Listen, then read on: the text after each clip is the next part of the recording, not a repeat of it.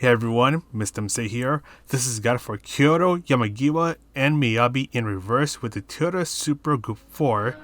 And let's get this started by mentioning that because this is probably the last daily race seed that we'll have with the Group 4 cars, I wanted to make this guide just a tiny bit special by using the super rare GR Supra Gr 4. We are on the racing hard tires and the brake balance is a +2 or 2 to the rear. So bring yourself towards the right side of the track and you're going to brake just after you pass the 100-meter board. So you're going to brake as much as you can for a short while. Slowly ease off of the brakes as you turn in and just gradually get on the throttle as this hairpin is a little longer drawn out. Then bring yourself towards the left. You're going to brake before the 50-meter board. You're going to brake hard for a short moment. Ease off of the brakes as you turn in. You can briefly go down to 3rd gear to try to force the car to rotate a bit more, then go back up to 4th gear and take advantage of the curbs as they're starting to accelerate. Bring yourself towards the left again. You're braking when the curb on the left starts, so brake hard for a while. Take your time easing off of the brakes as you're turning in, and just gradually get on the throttle. This is kind of like the first hairpin where the hairpin is a little longer drawn out. Now this is where it gets a little tricky as we're now entering into the Miyabi course. So you want to brake when the wall on the right turns yellow, ease on the brakes to 100% braking power, and you want to slowly ease off of the brakes as you're turning in, just trying to keep it nice and tight as you go through this really awkward hairpin. You want to be really careful getting on the throttle as the unevenness of the hairpin can make the car want to easily lose control.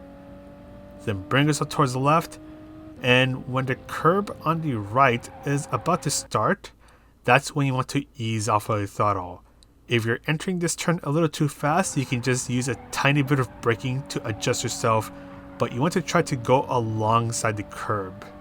Just gradually getting on the throttle. This left turn can be taken flat out, but when the curb on the left is just about to end, that's when you want to start to turn in and just do little lifts off of the throttle. Just try to stay on the curbs, do not touch the grass, and then brake just after you pass the 100-meter board. So brake as much as you can for a short while, slowly ease off of the brakes, bring yourself towards the right, and you want to brake as you reach the marshal stand that is on the right. So you brake hard for a short moment, slowly ease off of the brakes as you're turning in, and just like going into Miyabi, you want to be really careful getting on the throttle as you're exiting the Miyabi course. If you're a little too aggressive, you will spin out. But anyways, bring yourself towards the left. When the curb on the left is about to end, that's when you want to start to turn in and just use a tiny bit of your braking power. You're trying to fine-tune the car's direction, and as you're about to point towards the final grandstand, that's when you want to start to fully accelerate. Take advantage of the curbs as you're exiting this long right-hander. For the downhill S's, this left turn, take it flat out, but then do little lifts off of throttle as you're going through the rest of the downhill S's. Just trying to take advantage of the curves, bring yourself towards the left, and just before you reach the 50-meter board, that's when you want to start to ease on the brakes. So you're going to be a little under 50% braking power, just trying to bring yourself towards a late apex, and you want to start to accelerate as you're pointing towards these signs.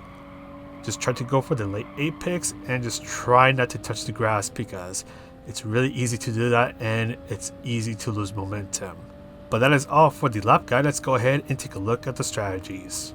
For this race, we are doing 8 laps at Kyoto Driving Park, Yamagiwa and Miyabi in reverse. Fuel is a ×2, so fuel is not an issue. Tire wear is a ×4, but we're only on the racing hard tire, so tire wear isn't going to be that big of an issue.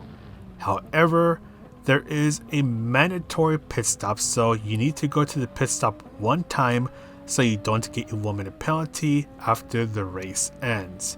And in the pit stop, taking tires and fuel are optional. You can either just take tires and then go about your ways, or you can just do a stop and go, so no tires, no fuel, and get the mandatory pit stop requirement out of the way. And the way that a lot of people do races where there's a mandatory pit stop, if you're starting in the very front, you can wait until the end of lap 7 before you go into the pit stop. Or if you're starting, let's say, in the middle or in the back, you can pit as early as the end of lap 1 to get the mandatory pit stop out of the way, and then focus on driving for the rest of the race. And actually, we had the same exact daily race back in October 2021. Same number of laps, same fuel and tire multipliers, same tires, and even the same time of day. So if you remember how things went about on that race, people did the mandatory pit stops, of course. Most people did not change their tires, as tire wear was not really an issue. So a lot of people did a stop and go when they did their pit stops. But anyways, let's go ahead and go on over to the pit stop. So just after the very last turn, bring yourself all the way towards the right and you'll enter the pit stop. If you do decide to go for a tire change, the best time to do it is halfway into the race, so at the end of lap 4. That way you have 2 even stints and you don't come across any sort of tire wear issues. The pit loss for this race with a tire change is around 16.5 seconds. Without a tire change, your pit loss is around 15 seconds. So not a big difference if you do decide to change tires or if you don't change tires, but quite honestly, tire wear for a lot of these cars are not that much of an issue, so a tire change is not really necessary. I guess the only exception to that is if you somehow end up destroying your tires.